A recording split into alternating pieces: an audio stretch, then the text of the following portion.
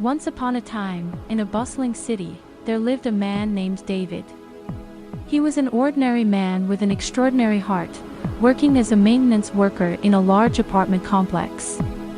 Every day, he would fix leaky faucets, repair broken windows, and ensure the residents lived comfortably. Despite his modest life, David was always ready to help others. One cold winter evening, David was returning home after a long day. As he walked down the street, he noticed an elderly woman sitting on a bench, shivering in the freezing cold. Her clothes were worn out, and she looked utterly helpless. David's heart ached at the sight. He approached her gently and asked, "Ma'am, are you all right? Do you need any help?" I have nowhere to go. My son was supposed to pick me up, but he never showed up. I've been sitting here for hours.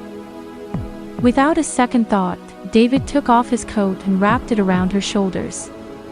"Let's get you somewhere warm," he said with a comforting smile.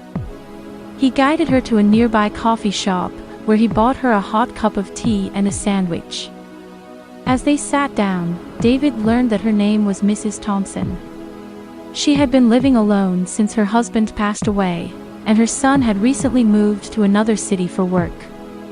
She had come to the city to visit him, but he had forgotten about their arrangement. Feeling a deep sense of compassion, David decided he couldn't just leave her there. He called the local shelters, but they were all full due to the harsh winter conditions. Determined to help, he took Mrs. Thompson to his small apartment. It wasn't much, a tiny, one-bedroom space with minimal furnishings, but it was warm and safe. He gave her his bed and slept on the couch, ensuring she was comfortable. Over the next few days, David helped Mrs. Thompson contact her son and arrange for her to be safely transported back to her home.